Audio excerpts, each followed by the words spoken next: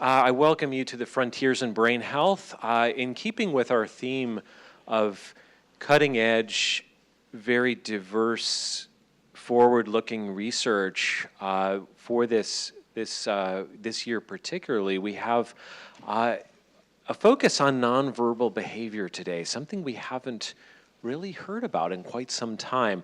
And I welcome the online audience as well. If you're joining us virtually, hello, and we look forward to questions from you. If you would use the Q&A function, we'll maybe have time for some questions at the end of this talk. And today we have Patrick A. Stewart, the political scientist Patrick Stewart, as I like to call him. And he's an expert in facial emotion and nonverbal behavior. He's also an expert in laughter and applause. So he'll be judging. Thank you for that warm introduction already. And AI biometrics. So these are difficult problems to solve. AI and computerized automation can be helpful.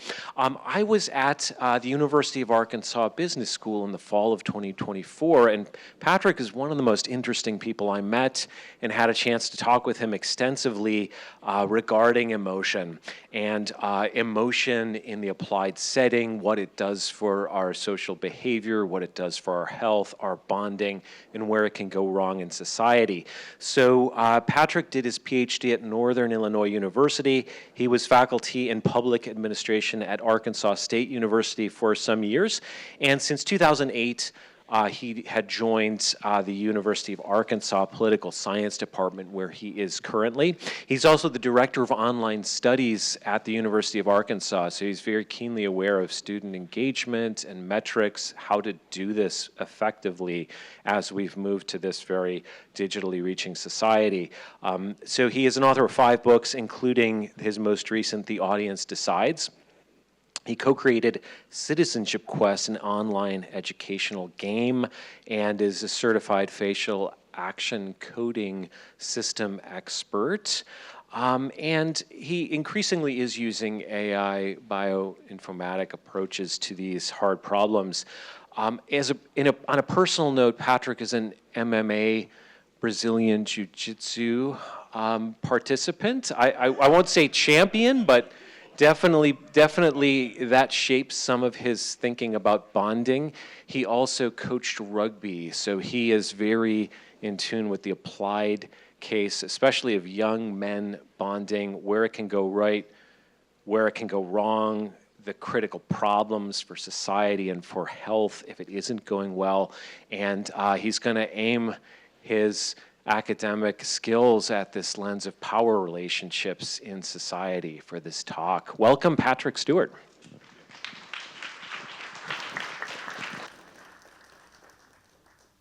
Well, thank you very much. It is definitely an honor to be able to speak here at the Center for Brain Health. And I will admit, it is a wee bit intimidating. I have watched the YouTube videos by individuals such as Paul Zak discussing emotional fitness, Russell Poldruck championing open science, and going back 10 years to Ian Robertson's talk on the winner effect. These are incredible videos and lectures that I've learned from and are very important for me as I move forward with my academic work. And just being able to talk with the scholars like Daniel here, Michael Kilgard, and Aaron Tate, the work that they're doing, that we're dealing with brain health more generally, but also dealing with post-traumatic stress disorder for veterans, dealing with extremism in young males. These are all things that are very important for me, and I hope a starting point so you can look at and understand what is going on and how to approach this, maybe in a slightly different angle.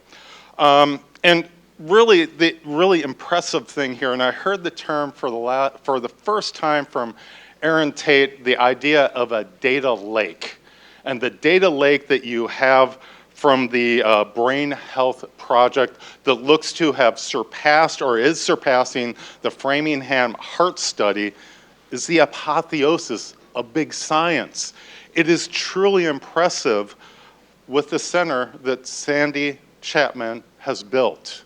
and that is continuing on with these incredible scholars. Now, the thing is, me, not so impressive. I'm not a neuroscientist, I'm a political scientist.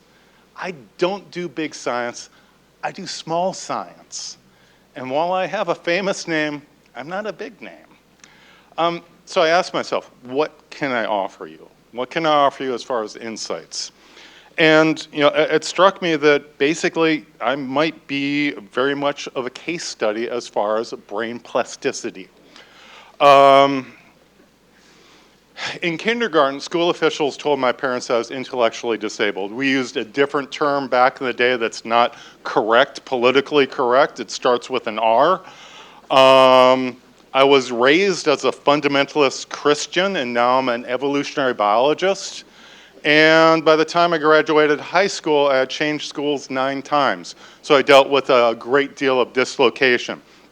And as a result of this challenging path that took me from St. Petersburg Junior College to Northern Illinois University, and it took me quite a bit longer than my fellow colleagues and friends, I think it gives you an idea as far as how the brain can change from being someone who is more of a priest with the assertions to someone who's more of a scientist. And so, more importantly though, is that for me, as an instructor, someone who's taught at Arkansas State and at community college, and my spouse who teaches, she's a kindergarten aide, and she also teaches online for a Delta school, Delta Community College, we have seen similar neuroplasticity with our students. And they're coming from harsher circumstances, worse poverty than I experienced. But they have gone from these circumstances to be business owners, to be successful attorneys, and to be civil servants. But more importantly, they are great parents, and they are incredible members of their communities. They're building our country from the bottom up. And so for them, it's about to control their own destiny by controlling and changing their minds on their own terms. That is what is important. So, with that being said, that is my introduction. Let's go ahead and talk about scientific power to the people. Let's see, I don't know what to do with these slides. So, ultimately, my talk is about, well, how do we bring science to the general public? How do we bring science to people such as myself who does not have access to incredible resources like we have here today? I mean, just looking at this, I've been told by Manny back there that we could have an incredible dance club with just these lights alone. So I challenge you to set that up, okay? Okay, good deal. So when I look at social science and small science, it's about the personal becoming political. It is about the interactions between people, and most importantly for me are those nonverbal interactions. Because with those nonverbal interactions, we can see behavioral intent. We can see the cognitive representations, our emotions, but it's the behavioral intent that we see in that nonverbal behavior. On the other hand, talk is cheap, but if talk coheres with the nonverbal behavior, then it works out fairly well. So I love Robert Provine's work. It's incredible. When I started doing research on laughter, it was basically structured in great part because of Robert Provine's work.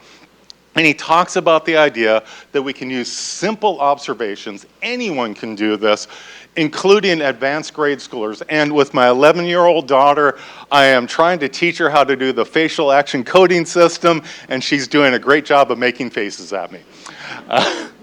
So you can use it to confirm, challenge it, and extend on the findings that are out there. Anyone can do this. And this is in the delta you aren't necessarily paid attention to, but the good science can be done there. That scientific mindset can be done there. Because in the words of Nico Tinbergen, who won the Nobel Prize back in the 1960s, contempt for simple observation is a lethal trait in any science. we need to watch and watch closely and watch dispassionately.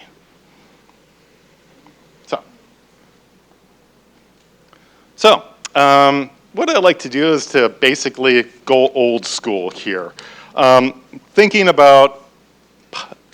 like a political scientist is thinking about power relationships, whether they're explicit or implicit. Oh, you see, I haven't moved on to the next slide. Nope, okay, there we go. No. Oh, you know what, I'm going to use this instead.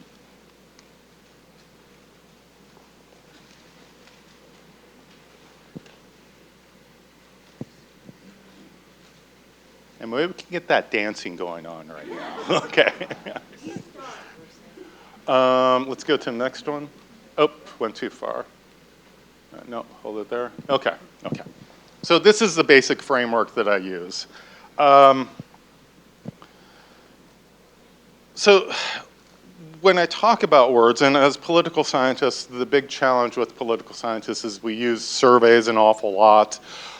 We tend to reference what politicians are saying, but the truth is words lie. On the other hand, in the words of the Colombian philosopher poet Shakira, the hips don't lie. So I'm not going to dance about this, but let's just talk about power here. Power is reciprocal. Power is reciprocal when you're dealing with competitive zero-sum sort of power relationships. Anger and threat only works if there is fear and submission in response. If not, the two individuals competing with each other might physically harm each other, even kill each other. So the reciprocal relationship there is important to make sure that they survive. Not necessarily understood as much are the plus-sum games, especially in politics, where we think about things as being zero-sum most of the time. I win, you lose. But when we're dealing with affiliative sorts of politics, we're dealing with the idea that people can win together or lose together. So happiness and reassurance and sadness appeasement are connected with each other because these are very contagious, as we'll see a little bit later on in their interaction. So one of the things that I will note here is that with anger, threat, and fear submission, an everyday life is important, being aware of that. As a bouncer back in the early 90s at a dance club in Orlando, understanding the dominance relationships, the dance of dominance, helped me diffuse the potential for conflict. Very important to make sure that everyone had a good time. And there was no blood on the floor, because blood is not good to clean up. On the other hand, sadness appeasement is not necessarily understood as well, but it is a power move in the sense that you are attaining something from someone who has more power than you. The lesson that I learned was I was driving with my elder sister. I've got 3 sisters, so that might explain a lot of issues with me. And she's a cheerleader, very cute, got pulled over for speeding by a police officer. She started crying. She got a warning. Later on, I was driving and I got pulled over for having expired tags. My crying didn't necessarily work the same way. So understanding context, understanding physiology, understanding different sorts of approaches, strategies that individuals use is important. But at its roots, it's a reciprocal power relationship of who gets what, when, and how. Okay, so one of the things I like to do is go back to the old school. And this is one of the things that I think is very important. As someone who is raised a fundamentalist, being able to go back to the major traditions within nonverbal behavior coding, and these are the 3 of them that are very important for me, and definitely form my research here. The Dartmouth group, their work, the facial action coding system. If you're a psychologist or a psychiatrist, you're probably well aware of Paul Ekman and his work. And finally, the Ethological Coding System for interviews, which really my research into it, while I have been aware of it for a long while, the interest in it was very much spurred by my discussion with Dan and Michael and the ability for us to maybe find a way of understanding others in an interview setting to do a better job of how to make people healthier in their brain, deal with the issues they wouldn't necessarily talk about. So I'll go through this briefly. There's 3 different parts that I'm dealing with. Still am doing. The first is the Dartmouth group. This is my home. They deal with power. And it's theory driven by evolutionary biology findings. They looked at different primates and found that there are 3 specific types of interactions that occurred. And these were anger, threat, fear, evasion, and happiness, reassurance. Frank Salter, later on, I've co-authored with him over the years, he looked at sadness appeasement and he saw that this is indeed very important as well, but we don't necessarily see it as often as such. These other 3 are more obvious.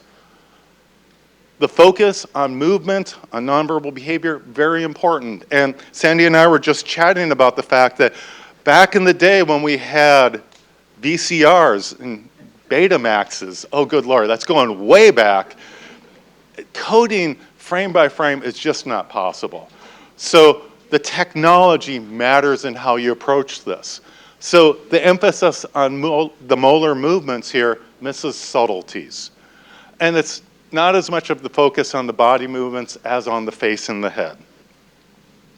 The next approach is the facial action coding system. And this is one of the first things I did when I was able to move from Arkansas State University to University of Arkansas was to use their resources, my startup, to get training, to get certified in this. And this approach is at the micro level. It looks at action units, specific movements in the face, and it decomposes it on a frame-by-frame basis where you move forward and backward, and you look at different movements in the face. It is very, very time-consuming. It takes around 100 hours of training. In my case, 200. I'm a little bit slower than most people. And then around 20 hours of going through the testing. And I'm fortunate that I have a graduate student who is FACS certified as well. I've had other students who've started and they actually have disappeared. I don't know where they went, but somehow they disappeared. So the time and effort needed to learn FACS is prohibitive. The precision there is based upon time-intensive and extensive coding. For 10 seconds of coding, it takes me around 10 minutes, and that's when I'm fully up to speed with FACS coding. So this can be a little bit problematic, and these are all the different things that you can see with this, action units and action directions. Now, finally, the ethological coding system for interviews. Strengths, again, based upon evolutionary theory, and its focus on discrete movements makes it easy to understand and code. And that is what the third part of this presentation will be today, is about where to move forward, how to use this tool, how to develop it, because the onus is on me, thanks Dan and Mike, to go ahead, develop this, and to get it out there to you all, to the general public, so it can be used effectively.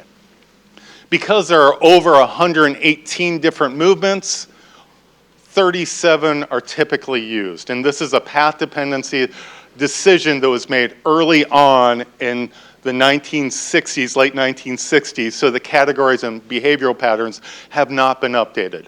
As someone who looks at political figures, I look for specific different types of movements, different unique things about each politician. And we will see a little bit of that later on. So let's go ahead and move on to the research that I've done recently, and I'm going to introduce the idea that a smile is not a smile. It's not just a smile. For me, the smile is the Swiss Army knife of social interactions. It is oh so important. So let's go ahead and take a look at non-Duchenne versus Duchenne smiles. I'm sure quite a few of you are familiar with that picture right there. Poor guy was pulled in off the streets, and then he had electrodes attached to him by Guillaume B. Duchenne, where essentially is the first picture book of facial behaviors looking at physiognomy. And from there, we have Charles Darwin used that for his dealing with his book on emotions with man and animals. So this approach here, this technology of photography and being electrocuting the face led to us seeing two different types of smiles. Sorry, I need to bring this here. Two different types of smiles. Wow, that's even louder. The problem with that is that no, it's not just two different smiles.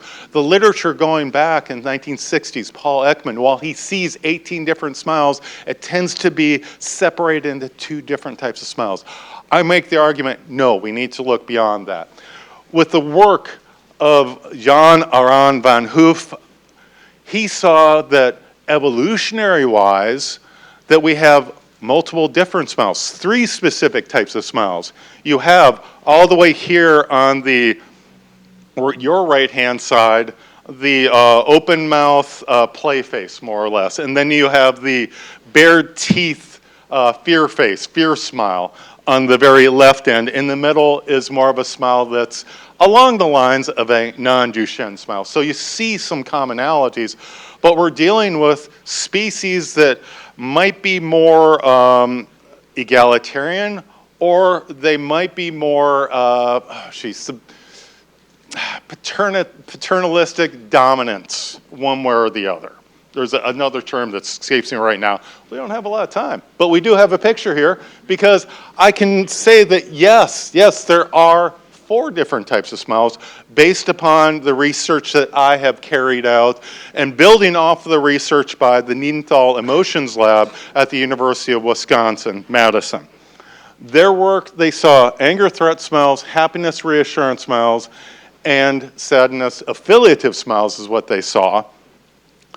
In my research as a political scientist, because it is so competitive, I started seeing fear smiles show up, whether micro expressions of fear during George Herbert Walker's rally speech leading us into Iraq in the early 1990s, where I had some of my friends spend time and come back with post-traumatic stress disorder.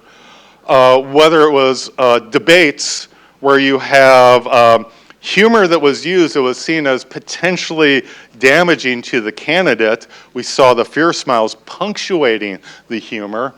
And more recently, we have seen it with our current president.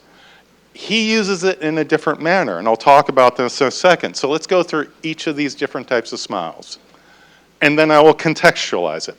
So affiliative smiles pulling up of the zygomaticus muscles.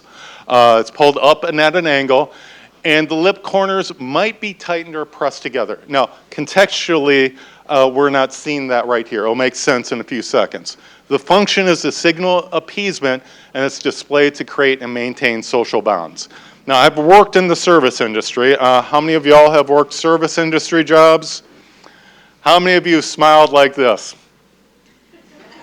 Yep. You've done it. We've all done it. It's basically, you're not happy, but you're just showing that you're doing your job and you're creating and maintaining social bonds. Let's give you context here.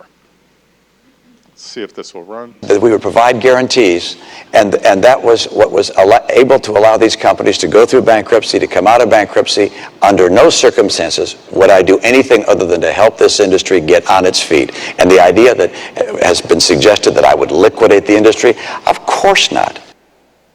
Okay, so what we're seeing here is, this is a kinder time in politics, wasn't it? And you've got two politicians, they know that they have to work with each other, so they're not necessarily going to attack each other. They might disagree in part, and certainly Barack Obama, his smile is showing a level of agreement there, but he wants to jump in and say something there. So that's why his mouth is open. Now, one of the things that you note with these types of smiles is that they tend not to be as smooth with the onset and the offset. Let's go with the next smile. This is a reward smile. This is laughter. This is the joyous smile. The lip corners are pulled up at an angle. The muscles surrounding the eyes are contracted. And for me, most importantly, as a bouncer, it's the jaw drop. The jaw drop matters. And this is not something that's typically talked about with Paul Ekman's work, but if your jaw is dropped, it basically says, I am relaxed enough so that if you punch, I'm not afraid of you punching me in the face, okay? So also got enough distance here. Okay, we'll talk about distance in a second. Because if the jaw gets broken, that is almost certainly death, okay? We think about primates. Sorry, I go off on a tangent here every once in a while. You know a primate is really hated when their fingers get bit, okay? Because that is survival related. So the jaw drop to me is one of those really reliable indicators. So let's go ahead, take a look at this, and contextualize it. What they have done to our country by allowing these millions and millions of people to come into our country, and look at what's happening to the towns all over the United States. And a lot of towns don't want to talk. It's not going to be Aurora or Springfield. A lot of towns don't want to talk about it because they're so embarrassed by it. In Springfield, they're eating the dogs, the people that came in. They're eating the cats. They're eating the pets of the people that live there. And this is what's happening in our country, and it's a shame. As far as Okay, so there's a lot of nonverbal information in there. Certainly our president is known for his hyperbole. One of the things I can say is political figures, especially when we're dealing with a representative democracy, we laugh off attacks to say this doesn't affect me. Or it can be a laughing at the incongruity of something, saying, I just don't believe that. So there's a signal that goes on there with these types of smiles. Now, dominant smiles, this is something that I see an awful lot in politicians. But the difference is with the Neanderthal Emotions Lab, they tend to see more often the pulling up of the nose, which is implicated with disgust. You know, if you smell something, you want to block it up, so you pull up the nose there. Or anger, you square off the teeth there, and it's incorporated with the pulling up of the lip corners. But more often than not, what I see is the unilateral lip pull, the contempt smile. The one that basically says they're part of our group, but they're, no. Okay, and so it is a smile of dominance saying, I am better than you. And we'll see a little bit of my research that's going on as far as where we might see it. So it indicates different levels of disgust, contempt, or anger, but importantly, it's used to negotiate status within and across status hierarchies. So let's contextualize this. I've always had a fantastic relationship with President Putin, with Vladimir. We had many tough meetings, good meetings. We were interfered with by the Russia hoax. That made it a little bit tougher to deal with, but he understood it. I think he's probably seen things like that during the course of his career. He's seen it all. But we had to put up with the Russia hoax. He knew it was a hoax, and I knew it was a hoax. But what was done was very criminal. But it made it harder for us to deal as a country in terms of the business and all of the things that we'd like to have dealt with. But so one of the things that I think is really important, and I'll let you guys decide amongst yourselves as far as what's going on here, because I can't mind read. But what I will say is that the important part for me is the space between the words when you're looking at someone's face. Because when we're talking, we'll see an example of the space between the words. When we're talking is we're responding. And we're giving out information that we wouldn't normally. When I am talking here, you don't know how many times I have recited this talk, gone through it in my head. I am on close to autopilot. So what I am saying, of course I'll probably crash and burn at some point, like all AI guided things, but it's important to go ahead and watch the person and their reactions, which is one of the important parts of my research. Let's go to, finally, the fear smile. Now, the fear smile, it's pulling the lip corner straight back. It makes the face wider. It's used as a functionally to indicate fear either to an external threat or internal threat. And within the group, it's used to submit. It's negotiating status within a dominance hierarchy. Let's contextualize it. And you have to watch for it because it's pretty darn quick. Once again, France is the victim of brutal Islamic terrorism. Men, women, and children viciously mowed down, lives ruined, families ripped apart, a nation in mourning. The damage and devastation that can be inflicted by Islamic radicals has been proven over and over. At the World Trade Center, at an office party in San Bernardino, at the Boston Marathon, at a military recruiting center in Chattanooga, Tennessee, and many, many other locations. Okay, so did you guys see it? Okay, so you notice there's that sharp intake of breath, and then you've got that fear smile. Now, Elena Svetieva, she's one of the other, I think maybe there's 3 or 4 of us who do microexpression research. We had a question as far as whether it is microexpression, and most of the time when we talk about microexpressions, sorry Manny, I'll keep it by my pace, as we talk about as leakage of internal state, in this case what it is punctuation, that sharp intake of breath, that fear that he showed. It made it that much more powerful for the individuals that were watching this. We've run different types of microexpressions, and it functions in the same way to make Donald Trump the masterful nonverbal rhetorician that he is. So let's talk about ongoing observational research. Because, hey, I do experiments, love my experiments, but it starts with observational research.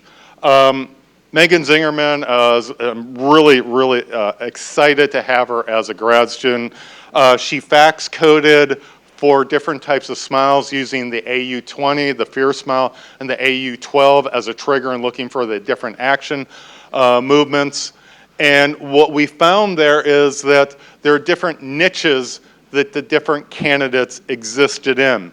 Harris was definitely in that more affiliative, non-zero-sum sort of game. There are much more in the way of reward smiles, much more in the way of affiliative smiles. While it wasn't completely absent for Donald Trump, it was predominantly, as you can see there, fear smiles for Donald Trump. And later on we'll talk about he has his own nonverbal signature, his own nonverbal repertoire. Now, interestingly, we ran a survey, and I'm not reporting, I'm just kind of talking about this. Those people who supported Donald Trump were more likely to see smiles as serving the goals of maintenance of dominance hierarchies. Those people who voted for Kamala Harris saw it more in terms of reward and affiliation. So we replicated work by the Neanderthal Emotions Lab, and we brought it to the political arena, and we found that it was powerful for them individually, more so than political parties, and least of all for political ideology. Pointing out that as humans, we respond to leaders, but we're also group creatures, and ideology might not be as important as we think it is, although don't tell my political science friends who do research on ideology. Okay, now the other research is a little bit more fun here. I grew up loving pro wrestling. I watched it. My younger sister, she dated a pro wrestler before she ended up becoming an incredible businesswoman who owned places. I'll brag on her for a moment. Trajectory for you. She was homeless, living in a car. By mid-career, she had apartments in London, DC, and Orlando. Nice trajectory. Part of that was, having a boyfriend who was a pro wrestler. Pro wrestlers are exceptionally good at nonverbal communication. Their rhetoric is par excellence. Research I'm doing right now with colleagues suggests that if we were to vote for anyone today, it would be The Rock. the question is, with their pro wrestling profiles, do the types of smiles reflect their persona? Heels being bad guys, faces being the heroes. And yeah, sorry, it's like heels now, walking on your heels. No, and we see that yes, indeed it does. A little bit less so with dominance. The dominant smiles are more contempt smiles. But we do see that the heels tend not to smile much more than the faces, the heroes. So this is research that not only is it just fun, it's also something I hope that the general public will learn from, because it's important to reach out to them with things that they might appreciate. I don't think everyone appreciates politics these days. I think we all want to turn it off. Okay, so that being said, the next stage here is updating the ethological coding system for interviews by incorporating facts and the Dartmouth group typology. But first, I was going to say dance party, but no, recess is what I had planned. I am very much a visceral person. My spouse teaches kindergartners. They have only 2 15-minute time breaks to actually play.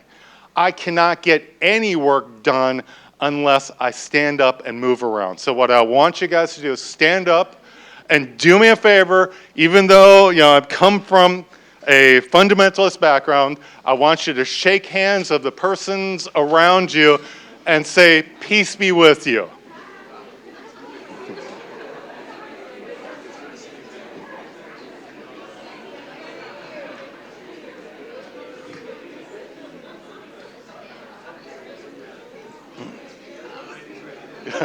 Oh, I see.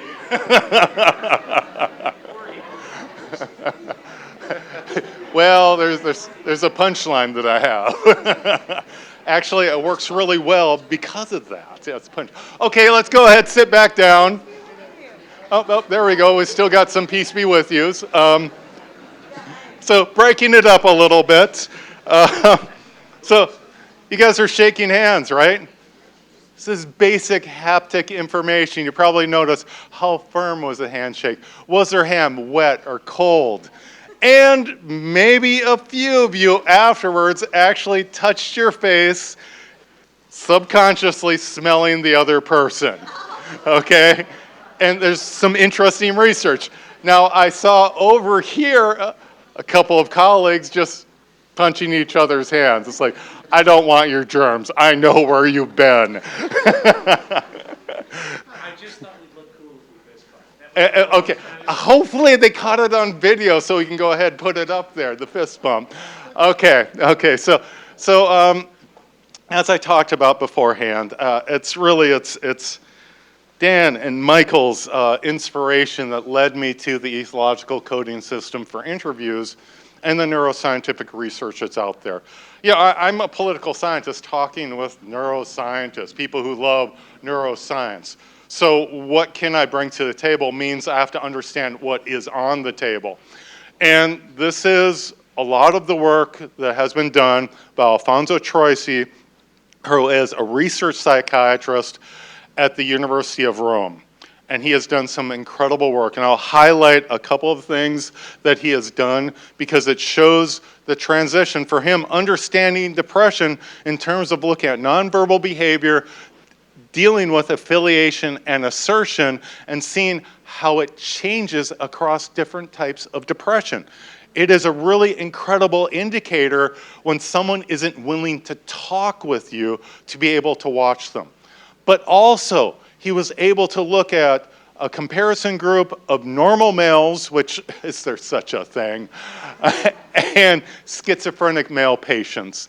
And he found that based upon the findings that there is lower prosocial behavior, gesture, and conflict displacement in the schizophrenic male patients. And this might play a role in determining or aggravating the issues that are there. And finally, this is something, I've got 3 sisters. And growing up in the circumstances that we did with the parents that we had, they dealt with eating disorders, anorexia nervosa and bulimia. So this means a lot to me. because of the fact that looking for it and understanding that there are nonverbal indicators going on means that if you're a good friend, you watch closer and you look for changes in behavior. And it might lead to significantly lower submissive and flight behaviors and higher gestural behaviors because of the fact that there's decreased social engagements and or an increased fear of expression and the social inhibition with the feeling of potentially being criticized, which was something that they dealt with my parents an awful lot. So, that was really depressing. Let's go ahead and talk about this right here.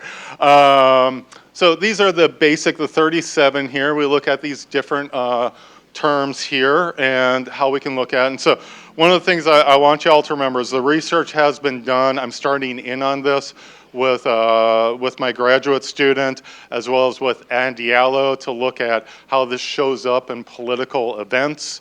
But the thing is about understanding that this framework might be better understood with these different categories by bringing it into the Dartmouth groups 2x2, but with the idea that first of all, we need to take into account that people are oftentimes have conflict as to what their behavior should be, this displacement behavior.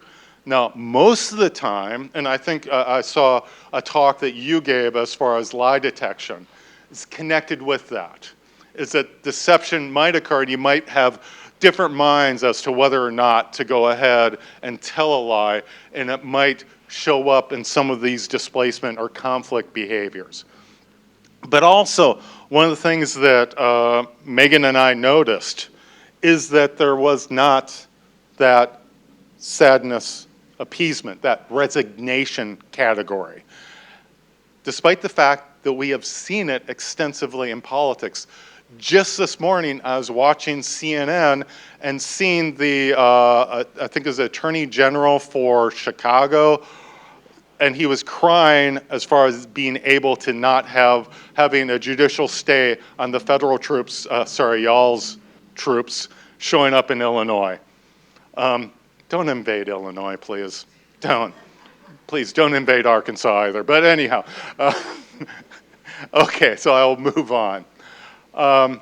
So one of the things to consider is that, first of all, organize it based upon power relationships, but then also consider that the types of behavior might indicate different types that's seen from different distances. So for instance, social status, and I think we were talking about this earlier. I think everyone, maybe we can stand up and do a power pose. Okay, being big signals social status. It signals dominance. It could signal hubris. Being smaller, guilt, shame, embarrassment. We can see it from a distance. One of the problems I have with people wearing backpacks is they're automatically placing themselves into a submissive situation by having their shoulders pulled back. Survival focus, about 100 meters. That's when we can start seeing the white blotches, the white patches of the whites of the eyes and the teeth of the face. 100 meters is also about the distance that you can throw a rock. So it's important to signal that you're not a threat by actually smiling from a distance. No rocks here, I hope. But plenty of rock stars, right? Okay, sorry. Had to go there. And then finally, we're looking at the intimate focus, coercion. You might have run into someone with that really hard handshake there. Maybe you've been gripped by someone. What my sisters dealt with is the hugs that they got from my parents were not hugs so much as grabbing the sides of their hips there to figure out how much weight they had, which led to the feedback problems that they had. But it also can be a form of love and sympathy. These touches that we need every day, the hugging that we need every day. And we sometimes will touch ourselves in displacement or an object. Now, we both do Brazilian Jiu-Jitsu. I'm not an MMA guy. My wife told me I can't get punched in the face, despite the fact that I sometimes need to be punched in the face. What we do is very haptic. It's conflict-oriented, but it's also something where we're physically being in contact with someone else.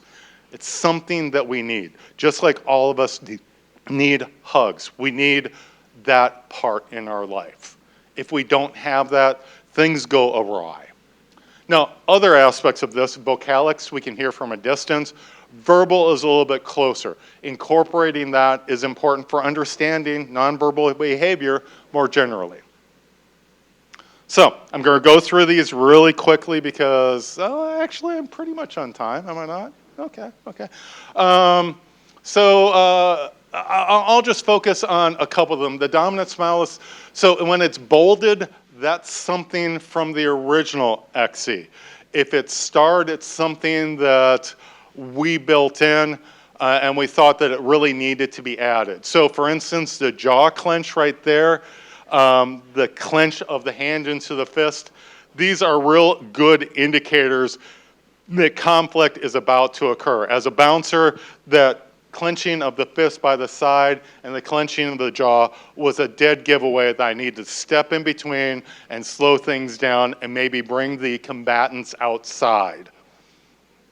And unvoiced laughter, I do laughter, but you know, that kind of cough after you insult someone, that right there is not the laughter that we know. So there are different types of laughter to consider. Evasion. We see all these different things. We've talked about it. I'll try to move through it fast because I want to give you guys time to ask questions. Okay, so right here, fear and evasion, submission. And I'm going to go ahead, set my microphone down for a second, and give you a shrug. Okay. We know that. There's the begging gesture with the open hands. We've seen that with people who are begging. It goes across primate species. And yes, it can be seen in submission. But for me, what is more interesting is when we see a half a shrug, because it's not as obvious in its signaling intent. It's almost a bit of leakage. And I'm going to give you some video here.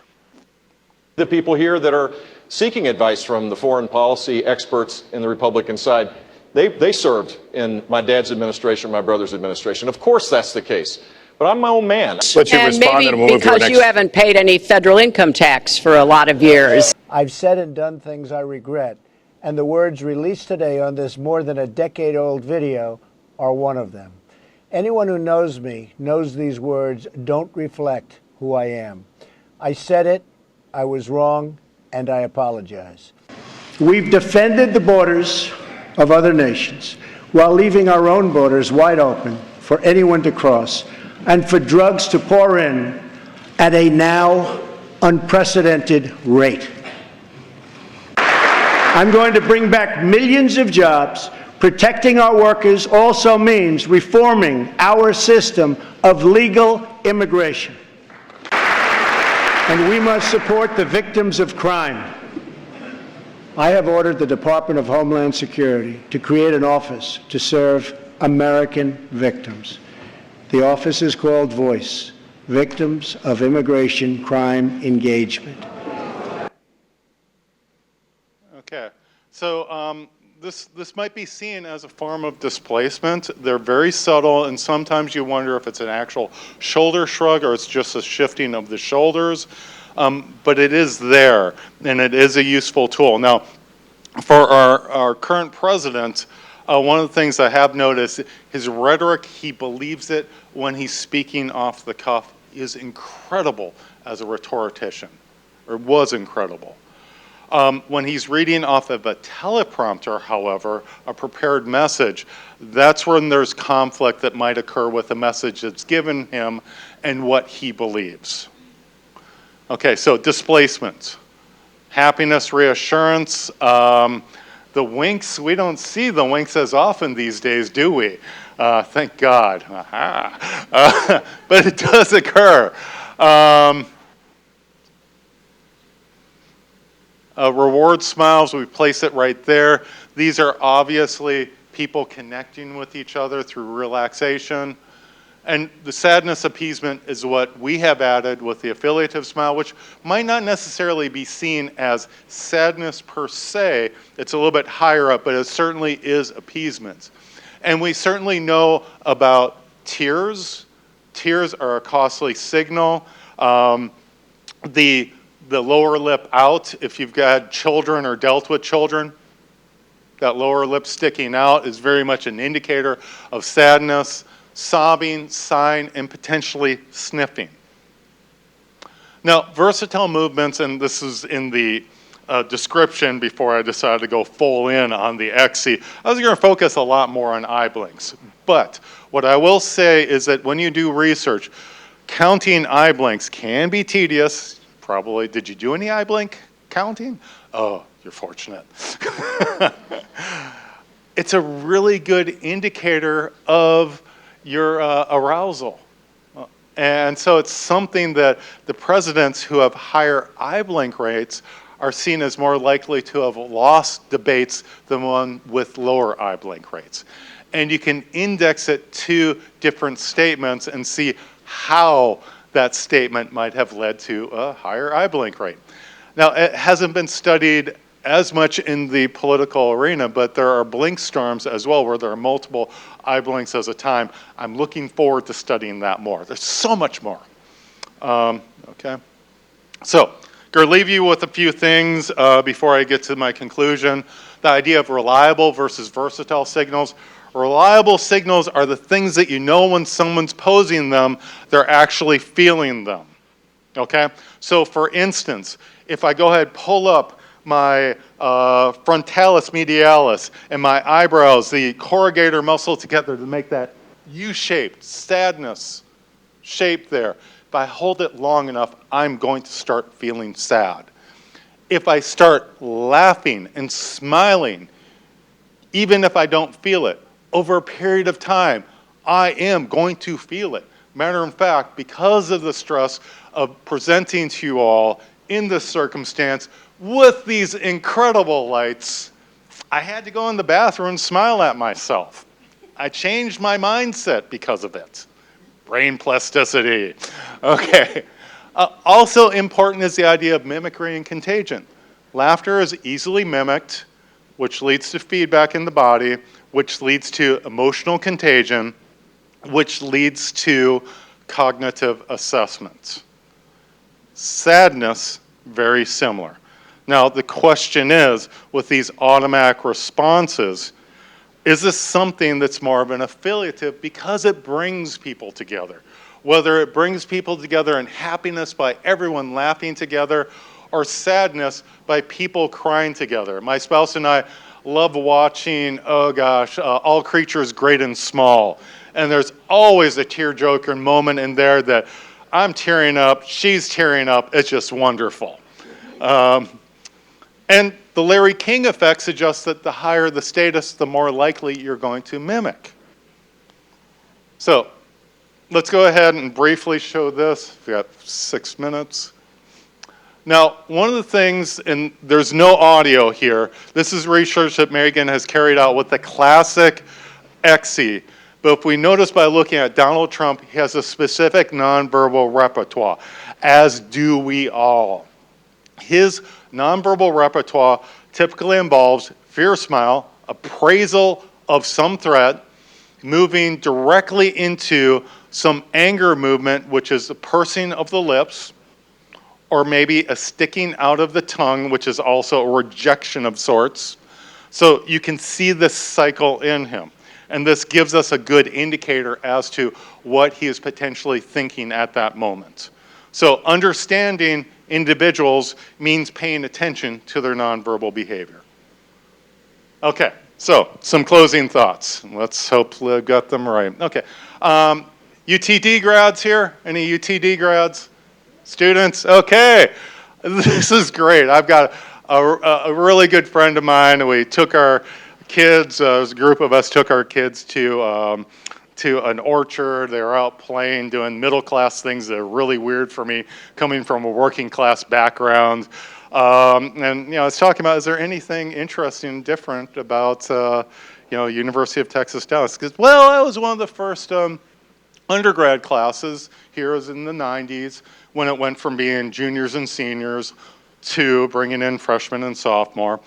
And he was talking about that, the traditions, and he started laughing about it. I said, well, he was working in the student newspaper, and I'm not going to tell you his name because I don't want to get him into too much trouble. The Dallas Morning News contacted him and said, as well as some editorial team members, I believe there are 4 of them, in a smoke-filled room, I'm sure, and asked them, what are the traditions of University of Texas, Dallas? And they thought to themselves, we don't have any.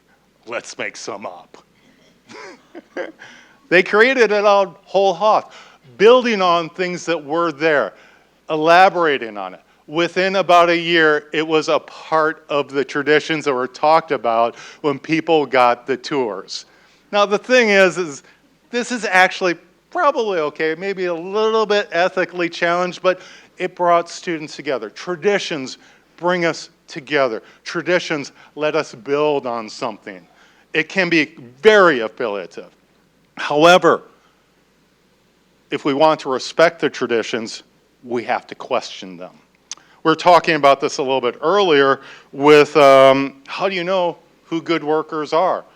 Well, one way to not do that is to go ahead and give personality tests that are 80 years old and do not have much scientific validity or reliability, like the Myers-Briggs test. I would prefer to have the Harry Potter sorting hats test. You probably don't want to use a tool that's been used for 100 years to measure stress, but is seen as a lie detector, like the polygraph is. Yet the federal government does that. If you want, I can go ahead and tell you different ways of messing with the lie detector. And it's been very successful for some individuals. On the other hand, the potential for false positives, for people who are guilty automatically, and being raised fundamentalist means that I was guilty from the get-go. Original sin is right here, thank you very much, means that I would fail regardless. So that's a bit problematic. But also what is problematic is that within our society, we think of ourselves as rational actors, we think of ourselves as individualistic, and we think of ourselves as being in a transactional society. By focusing only on those competitive components, we lose that animal part of our nature that makes us more human, that affiliative part of our human nature. Thank you very much.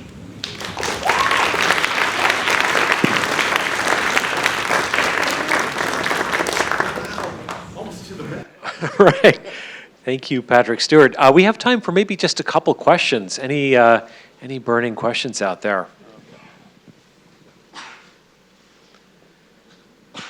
Well, I'll lead us off with one while you're thinking. I wonder what component of this is voluntary versus involuntary when we, for example, in Donald Trump's case, he's so practiced with media. I wonder, does he intentionally control some of these movements, or are these more spontaneous and therefore revealing of inner thoughts? Well, I think you just caught on a really big challenge here, because some of the questions I have is, when can you know that someone is acting, and when do you know when someone is truly feeling it? Now, I believe that one of the things that Donald Trump does do is he truly believes his own truth when he's on the stage, when he riffs, when he BS's. He believes that truth in the moment. When he's reading off of the teleprompter, you have indicators that this isn't necessarily the case, because there are movements of the body that are a little bit disjointed. There might be movements that are not smooth. I believe that's pyramidal and non-pyramidal facial muscles there, which you look at the smoothness of the face. Also, a part of that, certainly we talk about reliability in the sense that I know that by laughing, that's very, very reliable, okay? I'm going to feel that. and it's going to change my decision and my behavioral strategies. But the question is that's really large. But when we're looking at those micro movements, those very subtle things, are those better indicators of when someone is being truthful? And that to me is really the big question, is will that be the case? And that's part of the research, and I'm sorry I didn't talk about this, but I think the important thing is to look at the verbal components and putting it together with those nonverbal components to see if they cohere. Okay. Did that answer the question? Okay. Great, yeah, Okay, thank you. Oh, here's Samantha. Okay. So I just have a quick question. When you first meet someone, do you listen more to what the words they're saying or what facial expression and body language they're using? Okay, I'm just going to say this, is that when I do this stuff frame by frame, so I'm very systematic, I go by how it is. I pay attention, as close attention as possible, to the person and what they're saying and how they're saying. But here's the thing, my suggestion to you all. First of all, focus on paying attention to the words. Focus on paying attention to the person. Develop that connection. It's just the showing of respect that's so important. Secondly, trust your gut instinct, okay?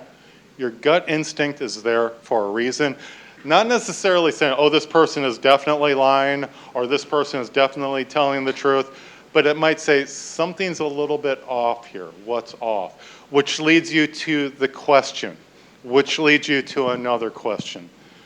With these questions, at the same time you're asking these questions, you're developing a better relationship with that person because they know you care. You're affiliating with them. And in a world of social media where it's all about likes and clicks and we're disjointed from each other, that's why I think this nonverbal behavior is so very important, is we pay attention to each other. Yes? What is your favorite personality test? Oh, gosh. So I don't do personality is the problem because I think that, so the Big Five is incredible. The Hexaco is great. The Myers-Briggs, I have problems because the research out there suggests that it just is not a stable personality test. I'm not a personality scientist. What I do when I look at people is I look at them in terms of what sort of behavioral strategies they tend to engage in, and that's influenced by their context. So as a political scientist, I love institutions because institutions change our behavior. What I've seen with poor people, it happens when there's a wealth divide, is that morality is something that is oftentimes driven by your environment. It's very easy to give $1,000 to a cause if you've got millions of dollars that you're making off of investments. So very easy. But if you're to your last $100, giving someone $10, that is a true moral choice. So that context changes it. Size changes things. I've seen, and this gets into a very fraught territory as far as male-female differences, but I'll go there nonetheless. I've got sisters, they'll beat me up afterwards, I'm sure. When they were larger than me, they engaged in coercive behavior towards me physically, because there wasn't much oversight. So larger people will use their size to their advantage. I've seen larger women lean into shorter people regardless of their gender rather effectively. So this characteristic plays a role, and the upbringing plays a role. Being brought up pretty much on the poverty line, but having a part of my life where there was wealth before I lived in poverty changed my approach to understanding the world and the strategies that I've engaged in. So that probably does not answer your question, but I will say that it opens avenues that I am fascinated by, because it's only recently that we have started looking at nonverbal repertoires, and these nonverbal repertoires might be so much better than going ahead and saying, oh, I believe this, I support this. So maybe research for you? Okay. Thank you. I'll take the thumbs up. I want to like ask that. one more question. Yes, yes. If I were going to run for political office, Yes. what would you advise me to do? Well, I have her name escapes me. She's a colleague who does leadership stuff. First of all, I think power posing is very important, okay? It's something that we've made fun of. I think it was overplayed to the extent it's like, ha ha, I'm a superhero. But I think having confidence is important. Understanding the base of your power is important. Donald Trump's base of power comes from his dominance behavior. He deals with a group of people who feel the world is a zero-sum game. And for many people who live in difficult circumstances, their life, where it was plus some beforehand, is now very much zero-sum game. So understand your audience. And also, if you live in small towns, you're not going to be as facially expressive. Research by Whitehouse et al. Suggests that if you're more mobile with your face, there's greater perception of, it's not charisma, but the expressivity leads to greater liking and trust. And displacement behavior as well suggests that as well, because it's like no person can be on point all the time. So it depends. Do you want me to give you some examples? No, I just was wondering if you have you ever consulted a politician, has a politician ever? Oh gosh, no. I've been fortunate to critique politicians, but I think politicians, they know that once they start thinking about what they're doing, they'll take away from what they're successful at, because there's going to be that millisecond gap in who they are and being authentic. And that is a huge thing, going back to Hillary Clinton and Donald Trump. And one study we did is the voters for them refer to their candidate as authentic and the other one as inauthentic. So fake your authenticity. Okay. Okay, we're at 8 minutes past. So let's go Oh, ahead I'm and sorry. wrap up here. And if you have other questions, maybe Dr. Stewart will take them after. Okay. Lifelong brain health is our mission, and now we have yet a whole new set of hidden information that's staring us in the face in plain sight. I don't know that I'll ever look at any of you quite the same way again after this talk. And let's thank, again, Patrick Stewart.